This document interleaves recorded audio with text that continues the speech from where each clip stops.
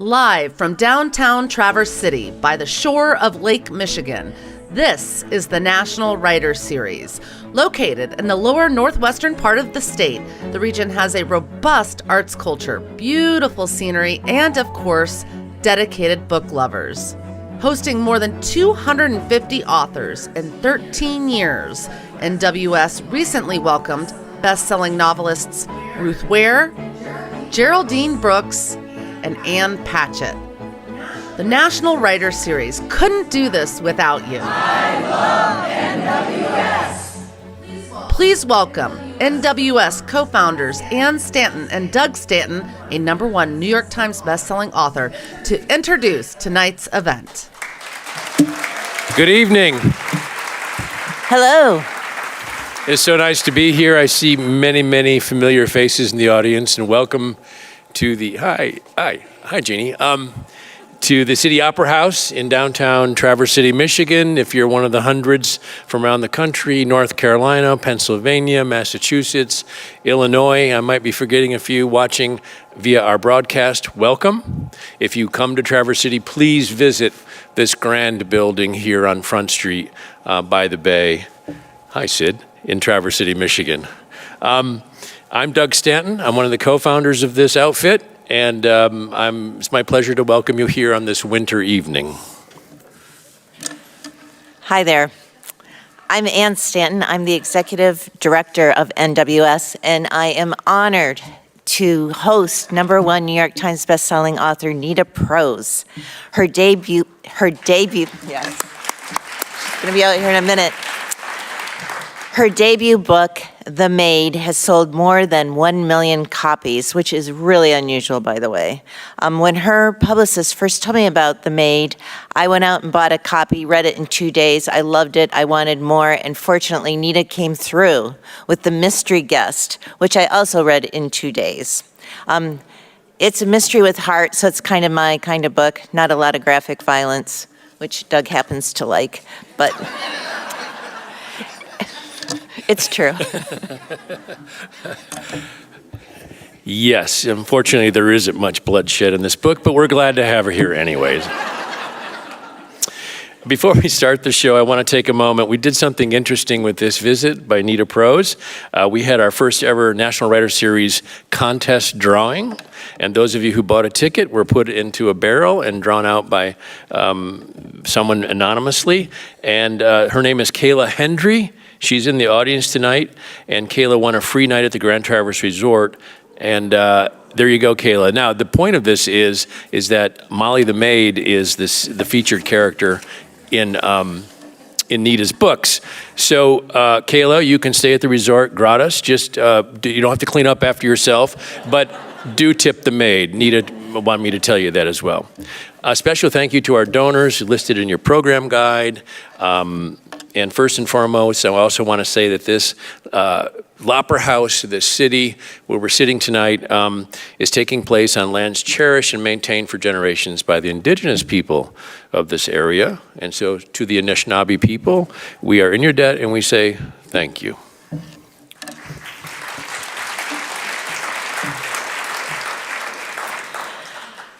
So thank you for our sponsors. Sustaining sponsor is the Green Brick Foundation. Paula Joe's not here tonight. She's with Governor Whitmer. I guess she had her priorities.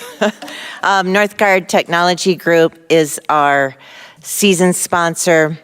Arts benefactors, Northwest Michigan Arts and Culture Network, promoting arts, culture, and creativity. West Shore Bank is our finance benefactor. Sid, who we love, is here, and that's NWS's official bank. Cherry Capital Airport, NWS's official airport. Our event sponsor is Ann Montgomery, and our literary sponsor is Tina Green, my old college roommate who owns Bay Books in Sutton's Bay. I know. We have old stories we share. The Traverse City Record Eagle is our major media sponsor, Northern Michigan's finest newspaper. And Interlochen Public Radio, which produces our events for our podcast. And did you know we had a podcast? We do. And they rebroadcast our shows every Friday afternoon on 91.5. This event is made possible by the NEA, the National Endowment for the Arts, and the Michigan Arts and Culture Council. And proceeds as well go help pay for our free writing programs for young people. Perhaps you have some of them in your life, including the Battle of the Books, which is coming up. And the sign-up starts on December 10th for that. Our Raising Writers program, led now by Ari Mokded, a writer and artist in herself, is going great guns. And really, check us out on the website to avail yourself of those programs. And now for the introductions. And just before the introductions, I do want to say thanks to our donors because they have made our dream a reality. Their names are in the program guide, and I appreciate all of you guys that have donated. Sarah and Rick Thompson are here, and they've made Battle of the Books largely possible, as well as our poetry workshop. So thanks, Sarah. Our guest host is Dr. Brittany Cavallaro. She is the New York Times bestselling author of the Charlotte YA series, including The Study of Charlotte and A Question of Holmes. She also serves as the interim creative writing director at Interlochen Arts Academy, her alma mater.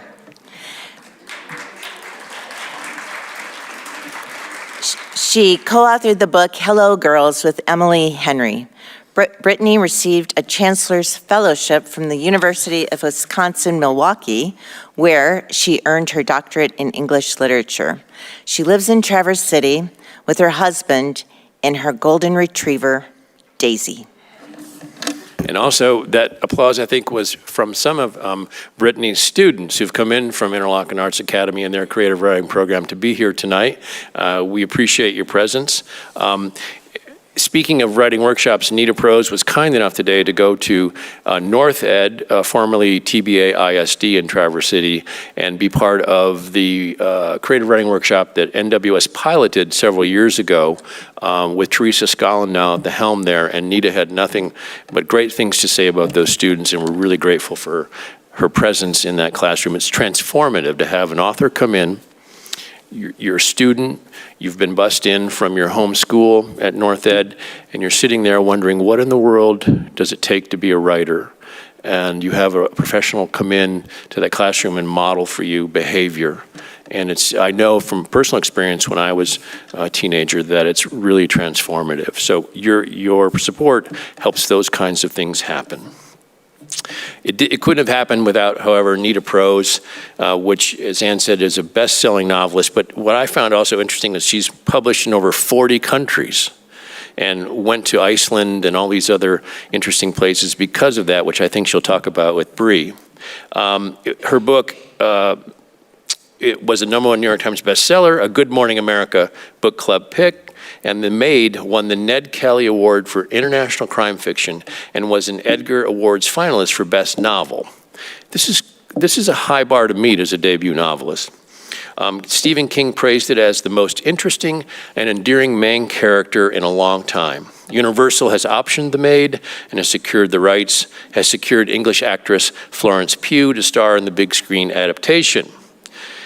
Nita is here to talk about the mystery guest tonight, and once again, it's up to Molly the Maid to uncover the truth about another hotel death, and this mystery is particularly messy, which I like, as Anna's already told you. Nita lives in Toronto, where she has also been the editorial director and vice president at Simon & Schuster Canada. That's a full-time big job in addition to working as a novelist. As I said, she lives in Toronto with her partner and a pug named Theo. Without further ado, please welcome Nita and Bree to the Opera House stage.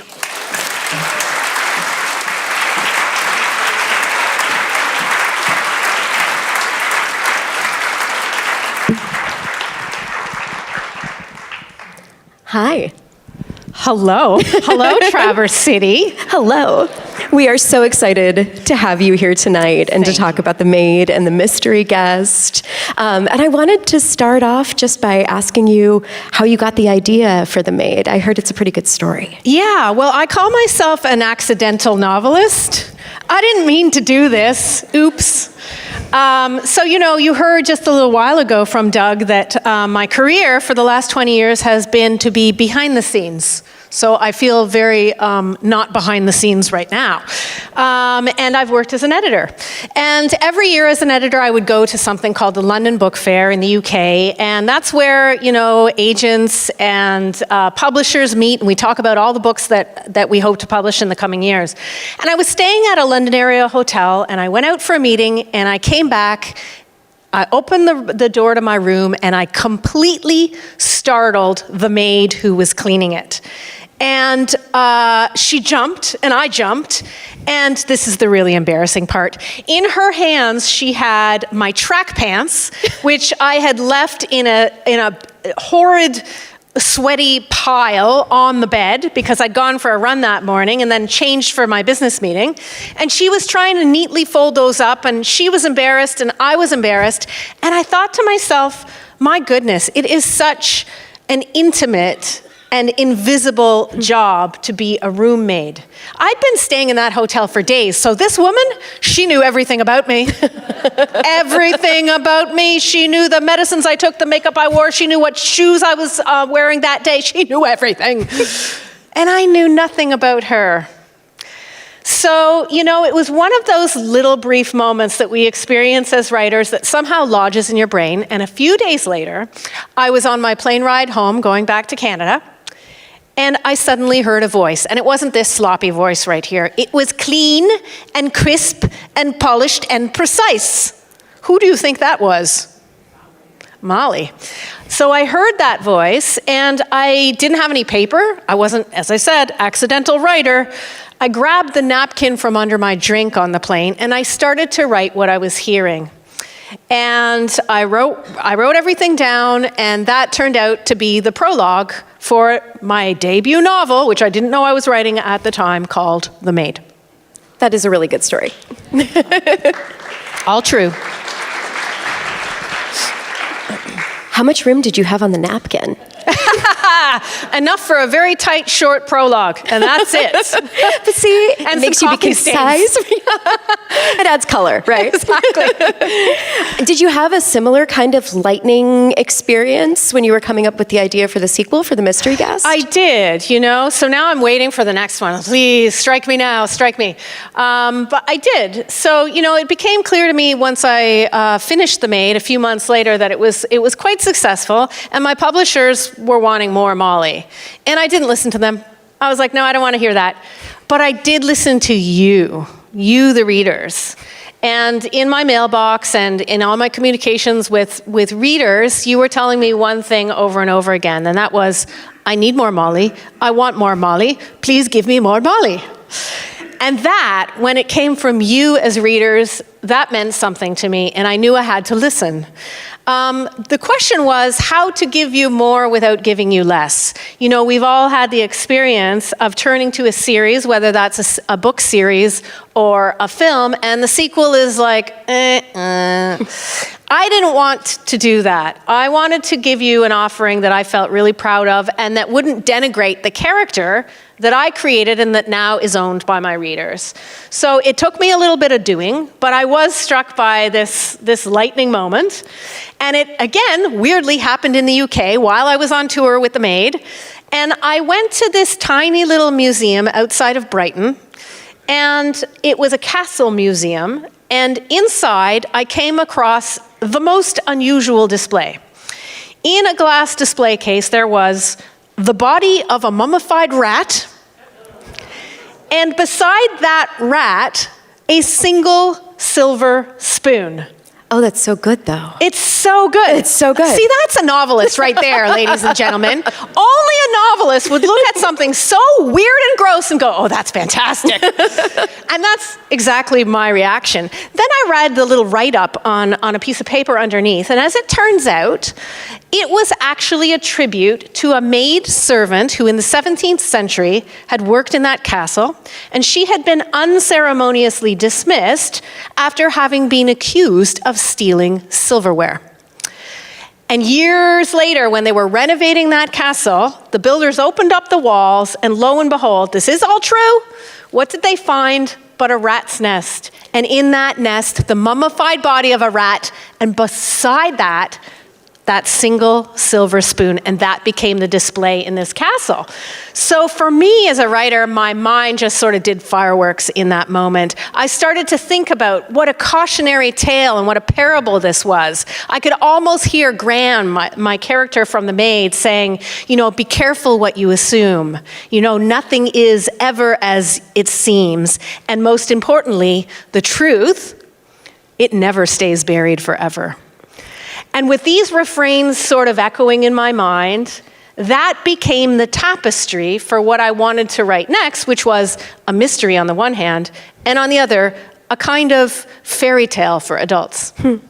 That's so funny that you say that, because one of my thoughts when I was reading The Mystery Guest, when I was coming to the end, I was thinking, there is a fairy tale quality to this. It has to do with, I don't want to give away too much, but it has to do with the setting of the house in which the famous reclusive writer has locked himself away, Yes. And the way that Molly finds herself there. It had a sort of that mythic fairy tale quality to it. Good, then I think I did all right. Success. One reader done, check. Yes. Oh, could you read a little bit from The Mystery Guest? I would love to, Amazing. yes. But I can't do that without glasses, so. Okay.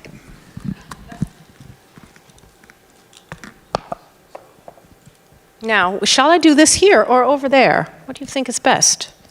If you do it here, it's sort of like story time. All right. Are you ready, boys and girls, for story time? So I will read from the prologue, and you will recognize how much of this true-to-life story that I just told you actually found its way onto the page. Also, I'm going to stop being me right now, and I'm going to turn into somebody else. My gran once told me a story about a maid, a rat, and a spoon. It went like this. There once was a maid who worked for wealthy landowners in a castle, and she cleaned for them. She cooked for them. She waited on them hand and foot. One day, as the maid served her masters a nourishing stew, her ladyship noted with a sniff of disdain that she was missing her silver spoon.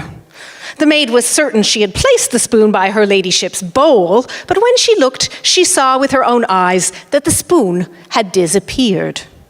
The maid apologized profusely, but this failed to placate her ladyship, nor did it placate his lordship, who in that moment seethed and raged and accused the maid of having been little more than a petty thief and of stealing their silver. Well, the maid was frog-marched out of the castle, but not before the stew she had made from scratch was thrown on her white apron, leaving a shameful blot that could never be removed. Many years after his lordship and her ladyship died, long after our poor, disgraced maid had moved on, builders who had known her were hired to renovate the castle. And when they lifted the dining room floor, they uncovered a nest containing the mummified body of a rat, and beside it, a single silver spoon.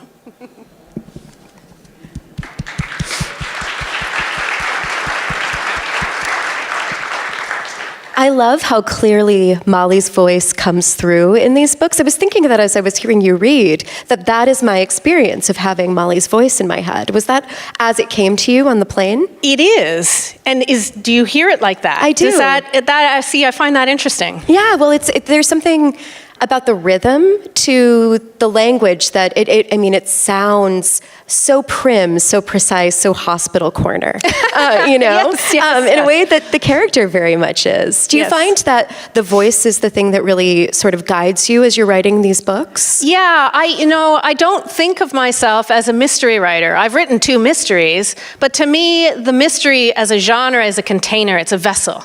It's a vessel to put something in. And what I think I am as a writer is a voice-driven writer. I'm a writer who uses the story to study character. And, in the future, I can imagine myself moving away from the mystery genre and exploring other genres. But what I cannot see changing is that exploration of a singular character's point of view.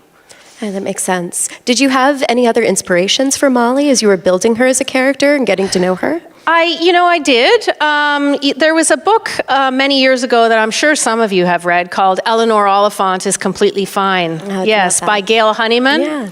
That was a beautiful book, and it taught me a lot. And for the writers out there, I think you'll understand this, that, reading is wonderful when you do it for pleasure, but when you're a writer, you can also do it to learn. And that book taught me so much, because when I was discovering Molly, I knew fundamentally she was a prickly character. And what I learned from Eleanor, the character that Gail wrote, was really the answer to a question. And the question in front of me as a writer was, how do you love a cactus?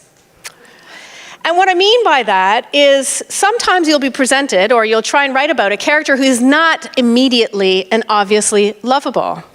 And for me, apart from the mystery genre, the whodunit part of the book, this was also a character study about a character who, at the beginning, undergoes a huge transformation from beginning to end of the book. So in the course of a week, her life changes in dramatic ways, and she grows a lot.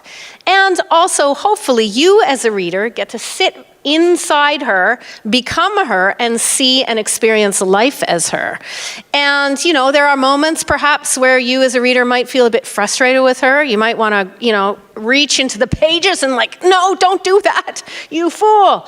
But hopefully, if I've done my job right as a writer, that is a transitional moment, and slowly but surely, you come to love a cactus. You come to love Molly. Oh, I love that. And listening to you talk there, I was thinking about those moments when the world sort of pushes Molly back a little bit. And we see those in The Maid, and we see those in The Mystery Guest. And I think they're hard for us as readers to read about. Are they difficult to write about too? They are. I think those moments are moments that I use sort of to exercise things that have happened in real life. I think a universal that I didn't realize was quite so universal when I was writing The Maid specifically was that feeling of a lack of belonging that Molly experiences every single day is actually something we all experience. Maybe we don't experience it all the time. But, we've always often felt that feeling of being left out, being not chosen on the team, being the wallflower in the corner of a party. And that is an essential human experience that bonds us. And it's one that I definitely explored in The Maid and in The Mystery Guest. Yeah, and if you haven't read The Maid yet, one of Molly's challenges in the novel is that she has difficulty reading social cues. There's kind of social awkwardness there. And she has people in her life in the book who are supportive of her, the wonderful doorman, and others who begin coming out of the woodwork after she is falsely accused of murder. But there are these other forces at play. I have to tell you, one of my favorite characters in both of these books is Cheryl, the evil head maid, because she's just sort of delicious in the way that she goes about her life and the way she interacts with others. Did you enjoy writing her? I did. She's so nasty. She's such a horrible human being. She's, as one of the other characters says, lower than a squirrel's behind. She's that person who just has malicious written like a label on her forehead, and there's no change in her. No. There's nothing that's going to make her better or come around. Cheryl is going to be Cheryl. No, I love that. I feel like the characters in this book it's this wonderful combination of them being both immediately recognizable, but also I think they all have a depth to them that really comes through as the book goes on. And when I'm thinking about The Maid, it was, I was sitting down to write my questions for tonight, and I had to keep reminding myself that we actually never meet Molly's Gran, right. In the present moment on the page. She's died before the novel began, but she's so very present with Molly. Yes. No, that's very true.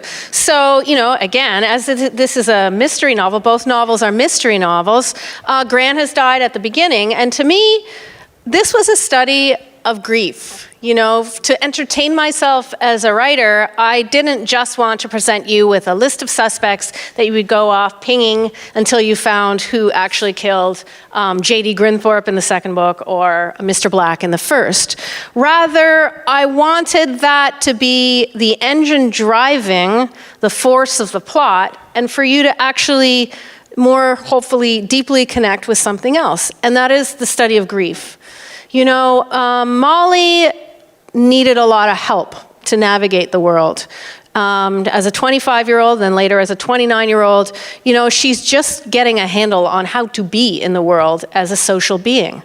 And before her gran died, she was highly dependent on her gran to navigate the world, to teach her when somebody was being honest and when someone wasn't being honest, and to help her sort of be a guide and a moral compass. And without her gran, she really, really struggles.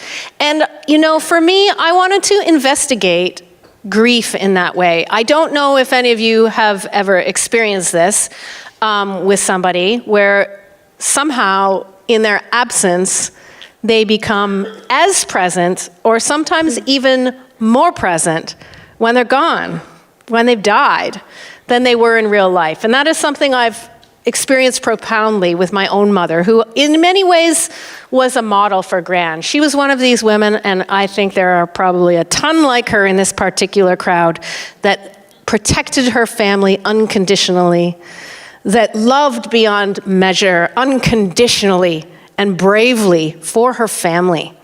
Family was always first to her.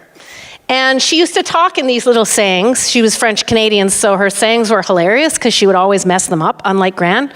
So, you know, she'd try and give me advice. You know, I'd come back from the schoolyard and say I got in a fight with someone, and she'd be like, well, Nita, it takes two to tango. I'm like, two to tango? Mom, that's wrong. It's two to tango, two to tango. Well, it does not matter. You're not telling me the truth. You tell me the truth. And it's funny, when she was gone, she's been gone for 8 or 9 years now, somehow her voice, it resonates even more strongly now that she's gone. When I have a moment of doubt, when I don't know what I'm doing, when I'm afraid about something, I will hear my mother, and she will tell me something, and it will be so clear and resonant, it's as though she's here. And that, to me, is the greatest mystery of all, way more than any whodunit, that we as human beings have the power to resurrect love. Oh, that's so beautiful. I'm going to completely turn in a different direction. Okay. And ask you something that I've been dying to know, which is, you've been on tour. You've been staying in these hotel rooms. Oh, good question. How has your experience of being in a hotel room changed since writing these books? First, as Doug was saying before, I am super conscious of the maid, and I always tip her. She deserves a good tip, or he in some cases, but very, very rarely, let's be honest, it's mostly women doing these jobs. It's a very hard job to do, and it's volunteering to be invisible. And I think we should always pay attention to those amongst us who are doing jobs where they volunteer to be invisible. There's an extra cargo that cannot be paid for, really. And so, you know, in as a way to say thank you for that, you know, you leave a little extra. So I always do, first of all. And let me just say, I'm not leaving my dirty track pants hanging around on my bed anymore, okay? I learned my lesson, I did it once, I'm not gonna do it again. So I'm that weird guest who like leaves everything super neat. You know, I don't have a housekeeper or a maid at home, but I think if I did, I would clean the house before she came. I'd be that person. Because I'm so hyper aware of the work, the sheer labor it takes to do a job like that and to do it well. I was thinking about that when I was reading The Mystery Guest, and I came back to The Maid, and it's so interesting. I mean, Molly works at the Regency Grand, which even in its name, right, has this kind of palatial, fancy, gold-plated name. And she is really an invisible presence in a world that is very comfortable with keeping her invisible. You know, one of the things I liked the most about The Maid was her friendship with Mr. Black's poor wife, Giselle, with yes. Giselle, who was so, you know, sort of sweetly caring toward Molly in her own way. Yes. And there's so much, I think, class commentary happening in these books, and I was wondering if you could speak a little bit about that. Yeah, I think a hotel is one of the few places left in the world where we're still comfortable with that level of hierarchy. You know, there's something sort of grandfathered into that we're okay with there being a very hierarchical structure that serves the guest who has paid. And I wanted to investigate that a little bit more and, look at the upstairs, downstairs impact of who benefits besides the guest and who pays besides the workers for that sort of construct in a grand hotel. And the great thing, of course, about that setting are all the closed doors. I mean, a hotel is so filled with strangers and mystery. And so for a writer, that really is a rife and powerful combination to tackle. I love that. And one of the ways I was tracking my experience with these novels, I loved watching the characters' reactions when they saw where Molly lived for the first time, for the apartment that she was a little self-conscious of, but largely very proud of. And, she kept it spotlessly clean. And I knew that we liked Juan Manuel in The Maid when he came in and immediately said, "Oh, I love this apartment. This feels like home." Yeah. I thought that was one of the sweetest moments in that book. Oh, that's lovely. Yeah. Yeah, I think Molly lives in two worlds. She sees the glamour and the elegance of this 5-star boutique hotel that wows her every single day she walks into the lobby. It takes her breath away. And yet she lives, really on the edges of poverty.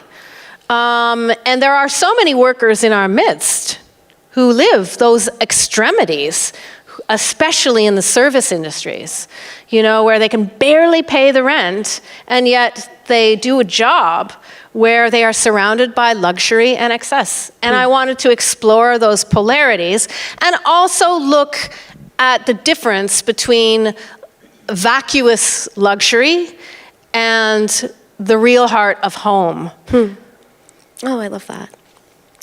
I did want to pick your brain a little bit about plotting the mysteries for these two novels. Do you have a system? Do you have one of those, bulletin boards with the pictures and the red string tying everything together? How do you think about it? I wish I were that organized, Bree.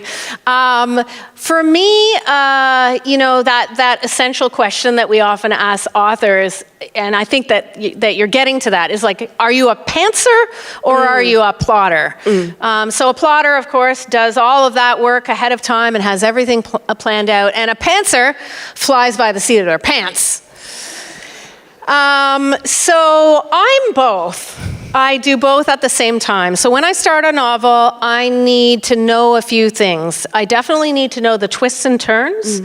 But then I will have certain scenes in my head, and this has happened with both books, that I could write right at the beginning. And it's usually, a big climactic scene near the end of the book. I could write it now, could do it just now, but I won't allow myself to do that.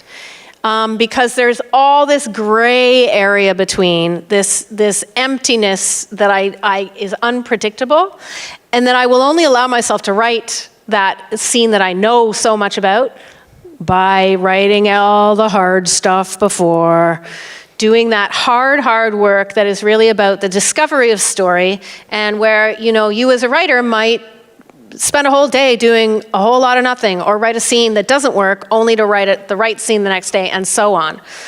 So I'm a mix of both the plotter and the pantser when it comes to. That's the way to be. I do too. Yeah, you and get there's the surprise joy and of the structure. discovery, right? Yeah. When you sit down and you don't know, and something comes to you, those little inspirational kernels. I mean, we live for them.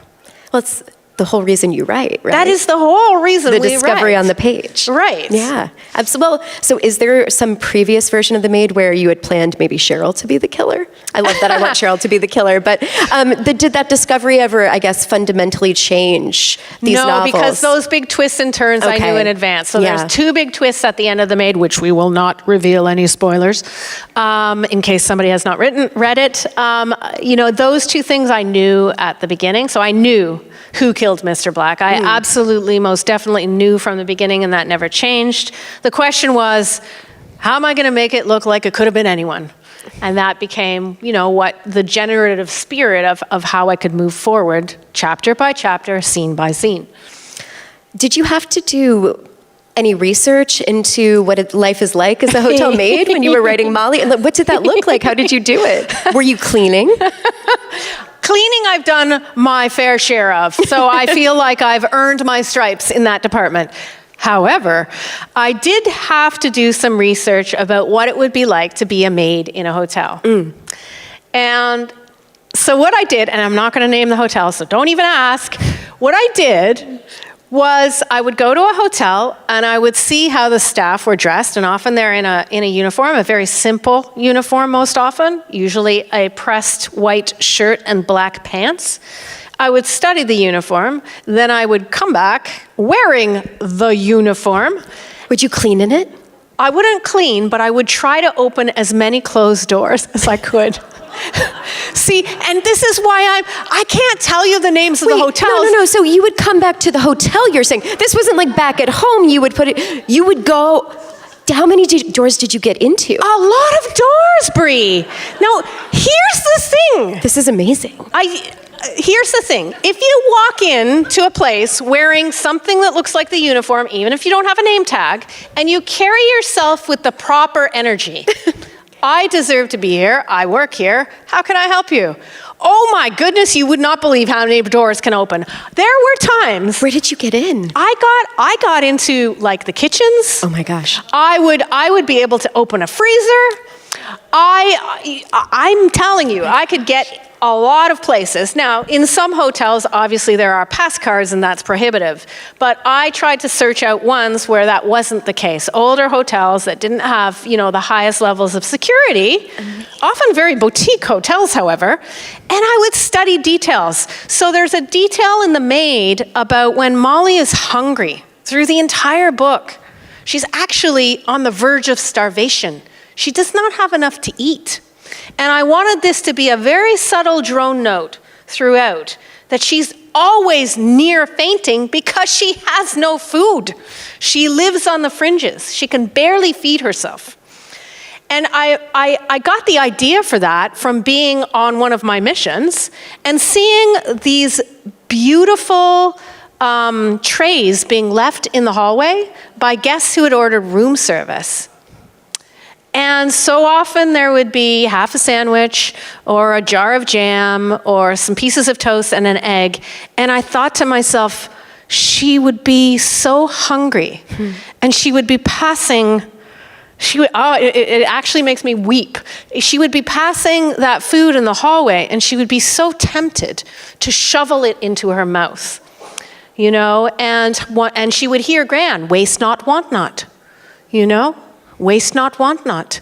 And she would invent a moral universe whereby, even though according to the rules of Gran and according to her own moral compass, it is wrong to steal, it is right to waste not, want not, so I'm going to take that apple. I'm happy she does. Yeah, me too. I want her to have a full belly. And don't worry, second book, she's much better fed. Yes, she is. And she's in much better circumstances overall in The Mystery Guest. What was it like writing this new, more confident Molly in The Mystery Guest? I mean, even her relationship with, our detective friend comes back from the first book, and even that relationship changes and develops. Yes, air quotes. Maybe a friend by the end of the second book. True. Yeah. So, the journey of the first book is a seismic one for her personality. So the question I had to answer myself in order to deliver what I mentioned before, more and not less, was, oh my goodness, what do I do with her now?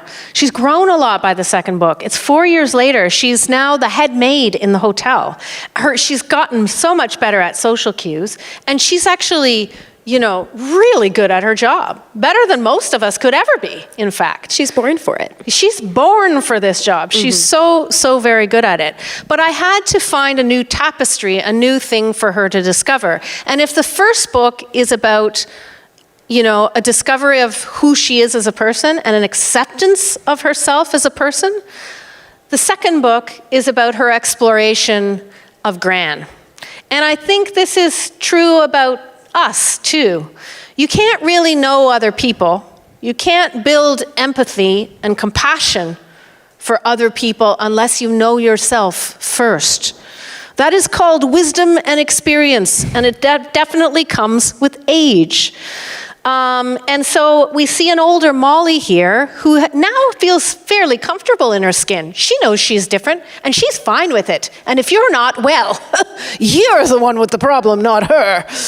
And now she can look back at her gran and start to understand all of the sacrifices in their minutiae that her gran made for her when she was a very young child in order for her to thrive and become who she is today. Oh, I love that. Yeah, and is there possibly going to be another Molly journey and another Maid book? It's entirely possible, but I will say there will only be a third if I can figure it out. Are you figuring it out right now? I'm trying to. I've got some words down, and certainly this helps. I find interaction with the readers incredibly meaningful and fueling to me because I don't actually consider myself a solo creator. I'm not, the grand author who sits on high and delivers a work of art to you that you can read. You'll never understand it because I'm so brilliant. I'm not that creator. I'm not. Other people can be, that's fine, but I'm not that. I'm a reactive creator, and I write for you and with you. I finish a draft and I do my best with it, but I want to give you just the essence, the essentials, like just the outline of a sketch, because I want you to finish my work. I start, you as a reader finish. You finish it with your imagination, with your experience of hotels, your understanding of city, and most importantly, your understanding of the human psyche and characters. So this interaction of you coming tonight, of you sharing your reactions to the book, they're incredibly meaningful to me and important to me as a creator because I use them as fuel to discover what will happen next. It reminds me almost of the collaborative process between an editor and an author. And that makes me wonder, how has your work as an editor affected your writing, affected the way that you think about story, you think about a novel? I am a writer because of my writers. I have studied writing with hundreds, maybe more than hundreds of writers for the last 20 years. I have helped them develop their stories, sometimes fiction, sometimes nonfiction on the page, and deliver them to readers like you. And if it weren't for those writers who allowed me in to their conversations and their worlds and their narrative spirits, I wouldn't know how to do this. So, often I'm asked, how long does it take you to write? And I have two answers for the same question. Usually it takes me about 7 months to write a first draft, or 20 years and 7 months to write a first draft. So either I'm a genius or an absolute idiot. And I think both are true simultaneously. It took me 20 years to be able to write that quickly, to write a first draft that quickly. 20 years of studying the mechanics and the mystery of how writing works. And there's such a difference between writing a sequel once the first book is already out in the world and writing that first thing that you can kind of keep close to your chest and keep private and nobody has to know about it. You can really decide how seen you want to be. Can you talk about the difference between working on The Mystery Guest from working on The Maid? Well, with The Maid, I worked in absolute privacy. Because I work in publishing and I know everyone in publishing, it was a terrifying pursuit to turn to writing. I kept imagining being rejected, and then the next day having to deal with all of the agents and publishing people who I have to work with on a daily basis, and knowing that, my work didn't meet the mark, and they're looking at me with pity, and I have to work with them for the rest of my career. And that was, a thought that really stopped me in my tracks. And the way that I got over that was by writing in absolute secrecy. And when I mean writing in secrecy, I mean I didn't tell my partner. I didn't tell my colleagues. I didn't tell my family. I didn't tell my friends. And the last people I would have ever told are writers and people in publishing. They were off the list for sure. And I just set myself the very singular, simple task of going from the beginning of the story to the end and getting one draft out for myself, for no other reader except for me. And then after that, then I would allow my mind to decide what I was going to do next. So basically, that's how I managed to get over my own panic about writing a debut novel. And with the second one, it was the same, except the source of the pressure was different. Now, there were a whole bunch of people in publishing in many countries saying, we want more, we want more, we want more. And, that was a really daunting thing. And I had never actually planned this to be a series. So, when you're bound in a nutshell like that, the question you have to ask yourself is, how are you going to create infinite space? You have to obey the rules of the world that you've created and the characters you've created, and somehow find more space to move narratively within that. And that is exactly the kind of tense writing challenge that we love as writers. I love that. I love that way of thinking about it. In terms of, your work as an editor, and I know you've recently become a full-time writer, or about to. I have. You have. I took the plunge. Now I know what are we going to do. Ladies for lunch? I don't know. What are we going to do? But I am so interested in that juggling of the full-time job and the writing career. I think, a lot of those of us with full-time jobs and trying to make it as writers, it's really difficult to find that time. And I was wondering if you could talk about that. It is. The people who are going to get through are going to have an otherworldly devotion to the task of writing and like it and need it beyond a doubt. It has to fuel you in your gut, because nobody is going to do that amount of sacrifice for something they don't absolutely feel a huge and tremendous passion for. For me, that meant getting up, as I do still. I guess I'll get out of that in the new year, but I get up at 5 in the morning and I write. I write for myself for 4 hours, and then at 9 o'clock I become an editor, and then I help other people write. And having that time to myself every day, not 5 days a week, 7 days a week, I did this for years. For several years I did this in order to write my first novel. And it's that kind of dedication that you'll often hear from debut writers, because you can't give up your day job right away. That would be, that would be bad, really, really bad. And so you have to carve out time somehow in the evenings or in the mornings or somehow in order to make this creative pursuit happen. Yeah, and that's so difficult. It's difficult. It's not for everyone. But the writers who succeed, it's because you cannot do anything else. You must do this the same way you must breathe. Yeah. So there's not a lot of choice involved. Yeah, when you're chasing down a voice. Yep. Yeah, it makes a lot of sense. Yep. So thinking a little bit, I guess, I keep coming back to the sort of editor-author relationship, I guess, inside of you. Do you find that you have that editorial voice going while you're writing? I do. It's like there's a little mini-me sitting on my shoulder saying, have you thought about this? Don't do that. If you do this, that's not going to work. So there is. But something I really had to reckon with when I became a writer was how blind you are as a writer, which, you would be very used to, having so many books under your belt. But I wasn't used to that. And, I like to describe the difference between being a writer and an editor via the metaphor of a labyrinth. So, if you imagine a labyrinth and there's a writer and she's standing in front of this maze and she's about to go in, and her job is to go through the maze of the story and get out the other side. She's got to finish it, get to the other end. Now, when you're a writer and you're entering that maze, you can only see ahead of you for a little ways. You could write yourself into a dead end and not know it until you wasted 6 months doing that, okay? And that is a very scary prospect for any writer. It scares us to the bone. I didn't know that, because as an editor, I'm on a ladder outside of the labyrinth, at the top, looking down, going, hey, writer, if you turn that way, you're going to get to a dead end. You should follow my advice, goes this way, because that way you'll find the end of your story. So for me to give away my eyes like that, to have no ladder, to have no perspective, it was so alienating the first time.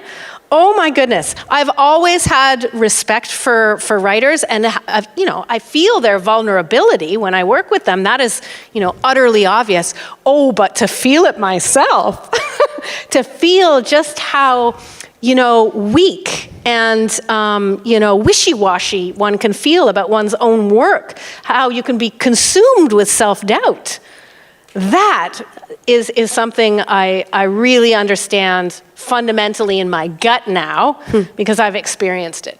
Did it change the way that you work with your authors? 100%. How did it change it? I think I've always been fairly empathetic, but now there's a new level of empathy. Yeah. You know, I really go slowly and carefully. I mete out my critiques very, very carefully. And I also understand the stages that a writer goes through in all of this emotional roller coaster. So I judge what I say when accordingly in a way that I wouldn't have understood with such delicacy if I had never written before. So it's really affected the emotional piece of it. 100%. Yeah. You know, I was just checking my notes because one of the things I had written down when I was reading The Mystery Guest was that similarly to what it felt like reading The Maid, I felt that both of these novels are enormously optimistic. And I was wondering if you could talk about that a little bit, because those are not necessarily words that we use to describe a mystery novel, not all the time. So I love what I call Frankenstein books in my industry. That's what we call them sometimes. And this is the kind of a novel that Frankenstein's two very different genres together. So in the case of both of my books, they are a mystery on the one hand, that's the main and predominant genre, but on the back end, there's something else entirely. You know, The Mystery Guest is a fairy tale for adults. It's a book that is motivated by the secrets of an old mansion and the whole idea of how a haunting can be psychological in nature. And in The Maid, we have a mystery on the front end, but on the back end, we have a different genre altogether, and one that the Brits have a lovely term for, which I love, which is uplit, which is short for uplifting literature. You know, the kind of a novel that follows a singular character on a journey of growth where you are delivered to hope by the end of the book. So as a sort of motivating question for me as a writer when I started the first book, I really wanted to see if I could Frankenstein two things together and how it might be possible to write, on the one hand, a murder mystery, and on the other, you know, a journey that was filled with hope. Hope and murder? Those are things that don't normally go together very nicely in a book. And I wanted to see if I could do that. Yeah. No, and I think you absolutely did. Did you find that, you know, you were writing these books in response to other mysteries you were reading? I guess what I'm asking is, these novels, I would think of them almost as cozy mysteries, I think is the industry term, right? And that we don't have the gruesome body count, we don't have the violence. There's no violence, there's not a drop of blood. Yeah, was that something you did intentionally? Yeah, I think the challenge when you're going to enter a genre that is very well populated with real masters, okay? So the mystery genre, the thriller genre, there are so many people who've done incredible books in these genres. The question is, what am I going to do differently? You know, and that can become fuel for innovation. You know, what rules of the genre am I going to abide by? And the fun part, which ones am I going to break? And that's how you can innovate. That's how you can find fun and freshness in form. Yeah, absolutely. So I love to ask this when I'm talking to other authors, but what was your favorite part about working on these books? Oh, I guess it's those moments of discovery where it almost feels like the character takes over.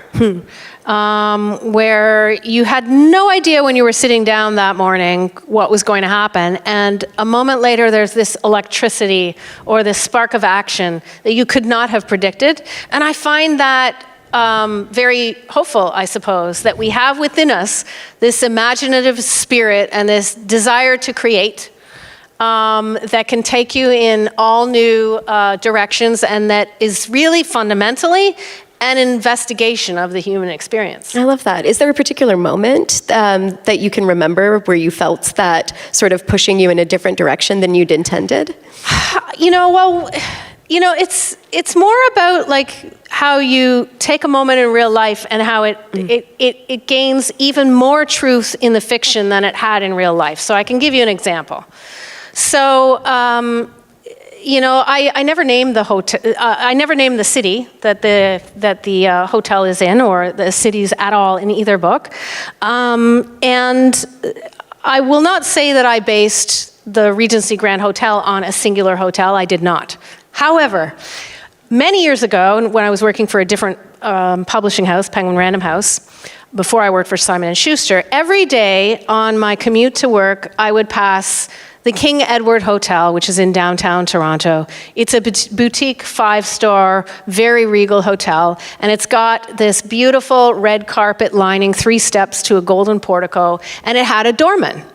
For many, many years, the doorman was dressed in this beautiful greatcoat with gold insignias badged on his lapels, and he wore this little jaunty cap, and he was a big fellow. And every day I passed him, he would tip his cap at me. And this man, we never spoke words to each other at all, but I passed him every single day, and I watched things that he had to put up with.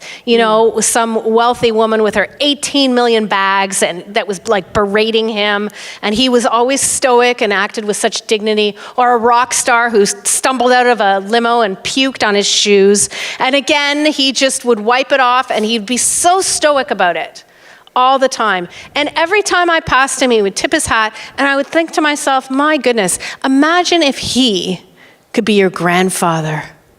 Imagine if a man like that could be part of your family. And it was just a fleeting thought of a total stranger who I've never met in real life, but somehow when I was writing The Maid, this man appeared to me, this complete stranger, and he formulated himself into a real being, a being that became more real to me as a character than he had been in real life, and I named him Mr. Preston. Oh, I love that. I do have, I guess, one sort of pressing question for you. And that has to do with that wonderful detail of Molly taking off her shoes and wiping off the soles and putting them away and doing the same for the guests when they come into her apartment. Is that a detail you drew from real life? Not really. How did you come up with that? I could just imagine her being obsessed about the cleanliness of the bottom of shoes, the shoes that go into many rooms and corridors and are walking on the filthy streets. Well, they must be cleaned.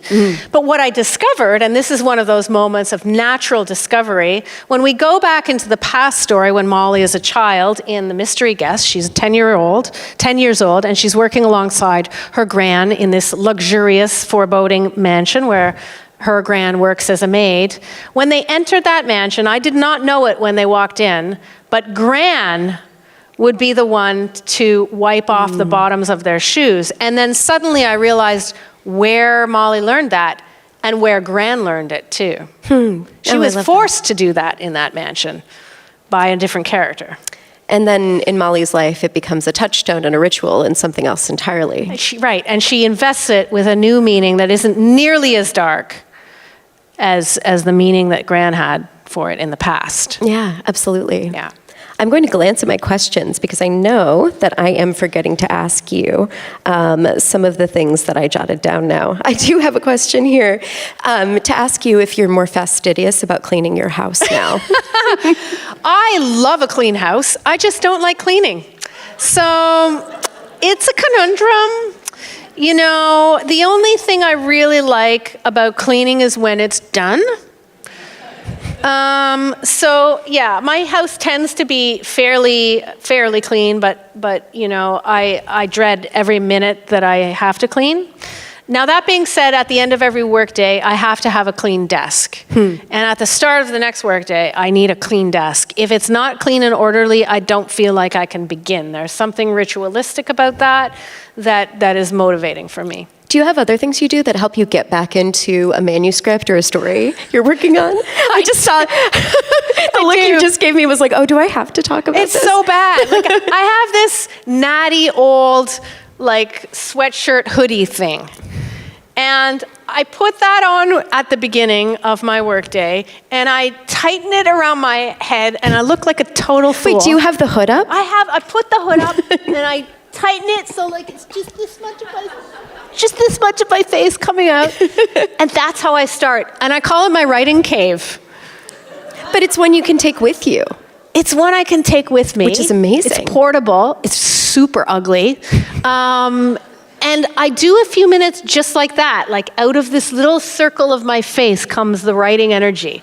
And then after a while when I'm in it, then I can take the hood off and I can act like a human again. But there's something about that funny ritual that somehow puts all the energy focused inwardly, outwardly in a weird direction. Well, is that weird? I mean, yes, but I feel like we all have that thing. And what do you have? What do you have? I want to know. What do I have? Yeah, what do you do? Oh, I have like a whole... Come on, give. Now, I guess I have to tell you about this now. Yeah, well, so I have like I have the noise-canceling headphones, but they're pink. Nice. They're gigantic. And then I have the blue light glasses. And then I have the pink fuzzy robe that goes whatever I'm wearing. You need my ugly sweatshirt, and your outfit would be complete. I know. I would have an ensemble. Yeah, beauty. Yeah. In terms of sort of picking up the next day from where you left off the day before, do you have an idea of what you're going to be working on? I have a trick. What is it? So I learned this from the brilliant Irish novelist Liz Nugent, who I edit.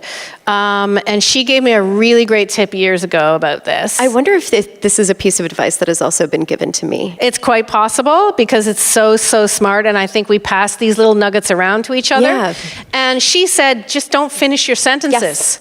Don't finish your sentence at the end of a workday. If you finish the sentence, the next day you will be tempted to go back and read everything you wrote the day before, or go back right to the beginning of the manuscript, and you're going to procrastinate, and you won't keep going, and you should just keep going because you know more than you think you know. So now, when I'm done my workday, I don't finish that sentence. I purposely leave it unfinished, and the next day, the first task I have after I put on my ugly shirt is to finish that sentence. And so often, that is the best shortcut, which stops you from going back and, editing. When you start tinkering with your words instead of inventing new ones, that's like the best writerly procrastination that you can ever do. Yeah. But sometimes you just need to move forward, even if what you write is bad the first time. And it's an answer that you probably know what the second half of that sentence is going to be. Exactly. It's something you can solve immediately when you sit down. Right, and then you feel like a sense of satisfaction having done that. Right? Yeah. Have you been given other pieces of writing advice that stick with you? I think that's really one of the very, very best ones. Yeah. The one that I like to give to writers, and certainly was given to me, is to ignore the bad voices.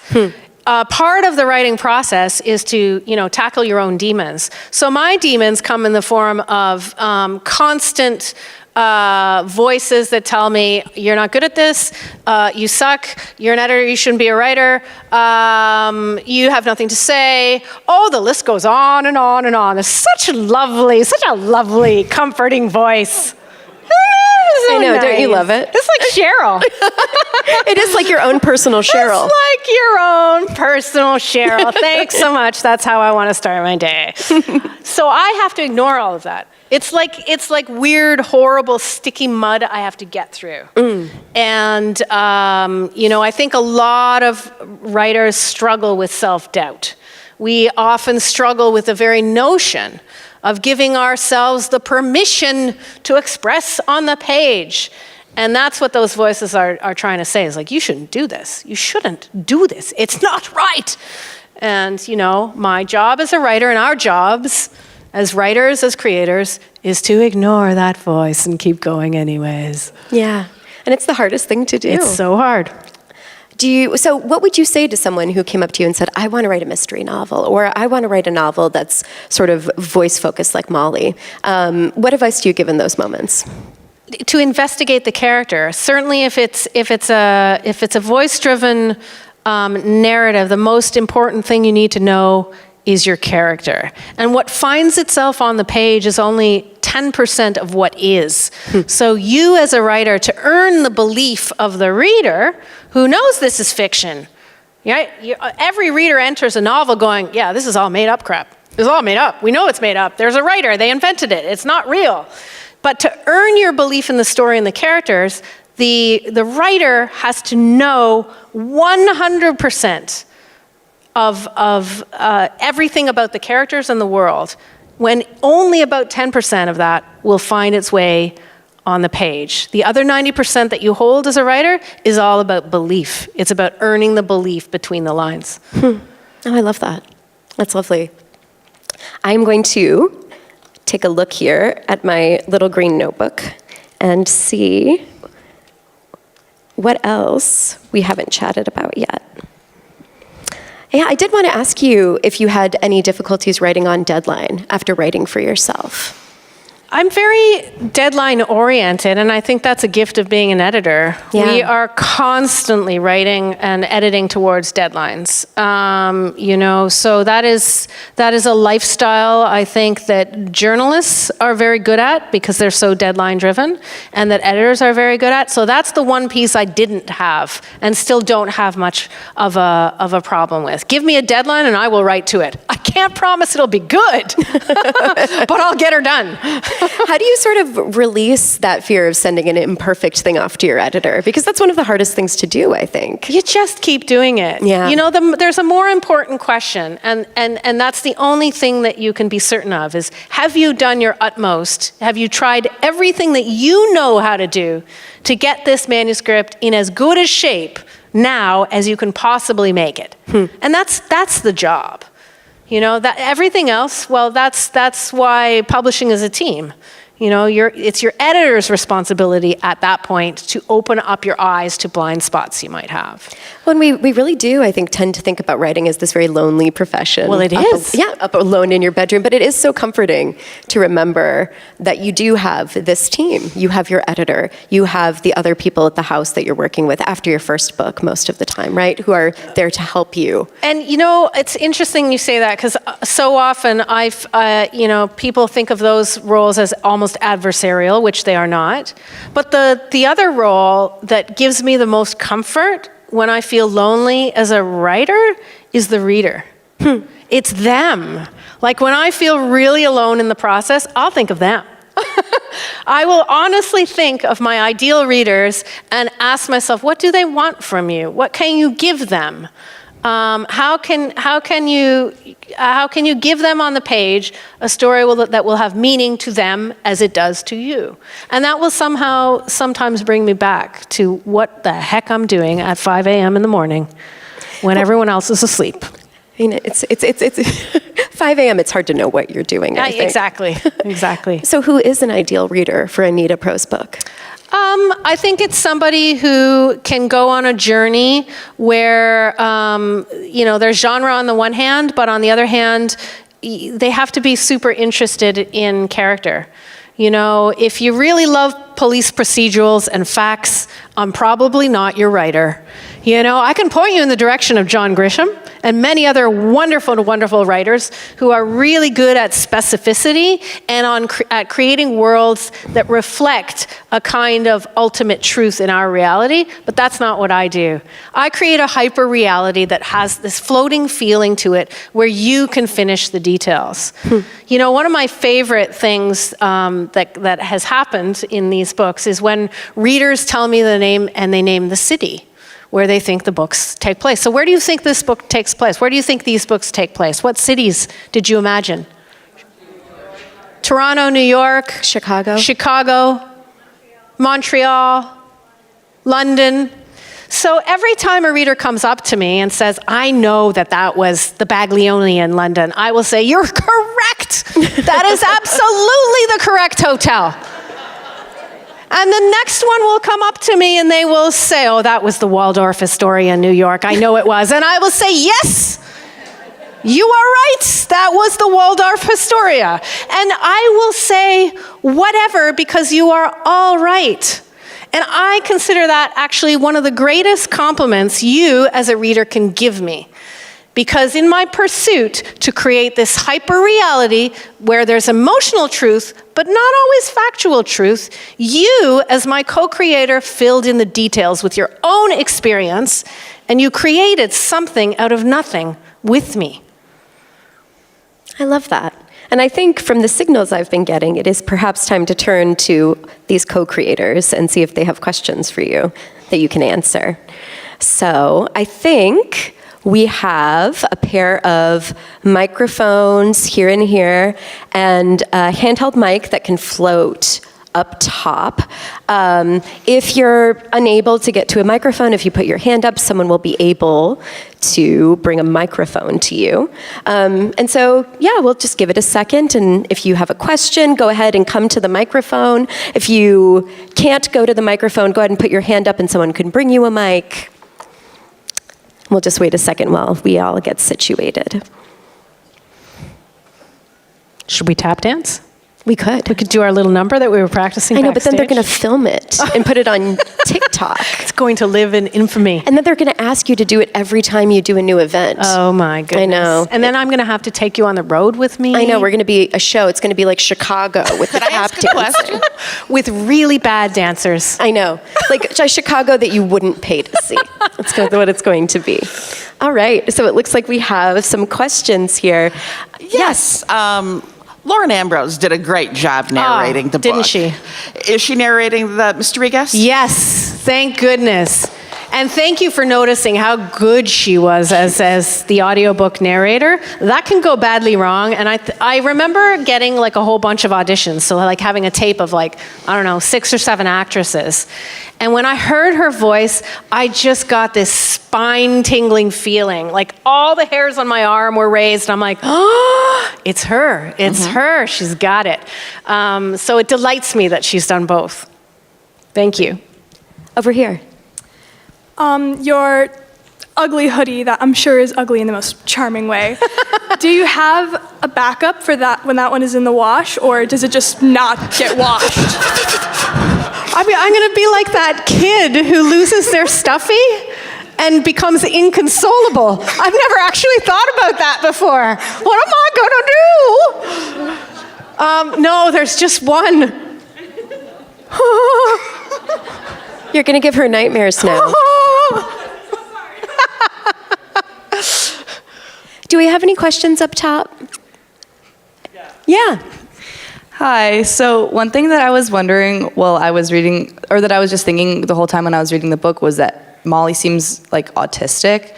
And I was just wondering like what your experience with that was, and sort of like if you did any research into that, or like if you were trying to like for that to come across. Yeah, so many years ago, before I was an editor, I actually worked teaching special needs students in a high school. And it was such a formative time in my life, and I loved it. I loved every minute of it. And my students were bold and bright and wonderful and frustrating and wonderful. And one of the things I really loved to do with them was take them on field trips. And by field trips, I don't actually mean like going to a museum or something like that. We would go and we'd claim space in the world. We'd often go to this donut shop across the street from the school, and we'd just sit there and talk and, you know, have a coffee and a donut. And I didn't do this for the students. This wasn't enrichment for them. It was enrichment for everybody else. Because most people, when we were out and about with these brilliant students, recognized their differences. Some of them were obvious. I had one student who used to rock to soothe himself. I had another student who used to carry around newspapers. He needed several newspapers from the past and that day in order to feel safe walking around. Otherwise, something terrible was going to happen. And some of them had tics or whatever. I don't know. You stop noticing these things and you just see the person in front of you. But the rest of the world doesn't always behave quite well in the face of difference. Most people were good except for the people who weren't. And I never forgot those people. And it really got me thinking about what it would be like to have to live every single day feeling singled out like that, to always be so hyper aware of your differences. But what I learned from these kids, these beautiful kids, was that they always behaved with such grace and dignity in the face of extreme prejudice. They always rose above it. So when I went into the creation of Molly, in a way, even though I wasn't conscious of it, I gave all of their best qualities, I gave them all to Molly, you know? And to answer the other part of your question, is she autistic? That is a question I will not answer, but I will answer why I won't answer it. So just as I will not say where the book is set, that's your job, I will not label the character. You know, it is up to you as a reader to decide who Molly is. But something I was deeply afraid of was that if I labeled her in any way, if I gave her a medical diagnosis, a learning diagnosis, then some readers would see that on the cover or see it in the first chapter and say, oh, this isn't me. This isn't a story I'm interested in because it's about someone who's different from me. And that goes against the very principle of the character I meant to create. I wanted you to step into her skin, to see from behind her eyes, to experience life as her, and slowly, over time, build empathy and hopefully, if I've done my job right, love for her. Nobody deserves to be just a singular label. Everybody is more intricate and more interesting than that. And I wanted you to embrace Molly in all of her glory, with all of her weaknesses and her extraordinary strengths.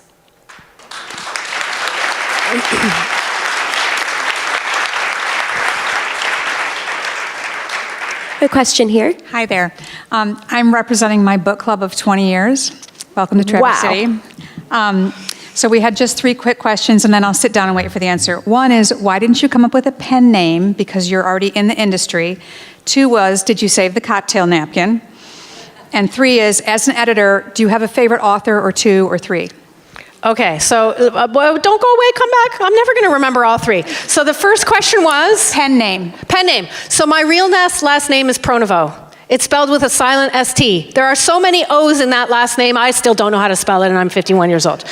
So it does not fit neatly on a book cover. It's impossible to spell, and nobody could ever pronounce it by looking at it. And so people in the industry didn't know that this book was you? No, they did. They did know, because when the book went out, it was clarified who I was. I wasn't trying to hide my identity, but I certainly wanted a name that was shorter and that fit nicely and was easy to pronounce. And so over my career, I've always been called Prose. So the people I work with will come to my desk and say, hey, Prose, did you read that manuscript yet? Hey, Prose, have you written that copy yet? Hey, Prose, can you copy edit this speech for me? And so on. So that became my name at work. And when Twitter, otherwise now known as X, whenever that started, and I needed a handle, I called myself Nita Prose, way before I became a writer. And of course, I was still very behind the scenes, and I just used that to gawk at my other writers. But I was Nita Prose, and so that seemed to me a very fitting pen name. Okay. Yes, I still have the napkin. Good. And what was the last one? Can you, as an editor, what authors do you recommend for us to read, or is one of your favorites? Well, I would say read omnivorously and read everybody. That's the first thing. Just because you love one thing doesn't mean you shouldn't read other stuff. Right. So, challenge yourself to read outside of what you love, because sometimes you'll find something really illuminating or different. An author who I really love, I'm going to recommend one of my fellow Canadians, and her name is Ashley O'Drain. Her first book was The Push, and her second book was The Whispers. The first was a pretty big New York Times bestseller. I'd be surprised if some of you haven't read it. Yeah, I'm seeing some nods. And she writes totally different from me. I'm not recommending her because she's anything like what I write. She's entirely different. But what I love about her writing is that the women she writes about are so immediately recognizable. You'll be like, that's my mother-in-law, that's my best friend, that's my sister, oh my God, that's me. And any writer who can do that is always going to have a place of pride on my shelf. Question over here. Yeah, of course. So you've been talking a lot about your process as a mystery writer and how you see it more so as crafting a story and focusing on the character and Molly's desires in this story and what that means for her.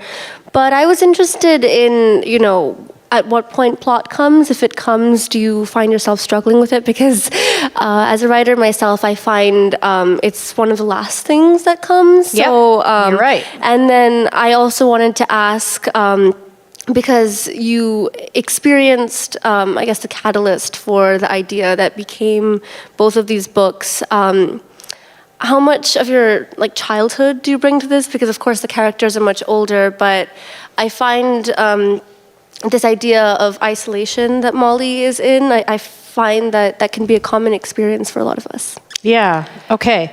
So I'll answer the first question first, then I'm going to do what I always do, which is, what was that second question again? So this is a question about plot and like, how do you find it? So here's my advice to you as a young writer. And first of all, bravery and courage to you for pursuing writing, because it is a very hard thing to do. And I'm delighted to hear of a young person who is pursuing it. May I read you one day, and may you be sitting up here and I'll be down there, and I will be so happy about that.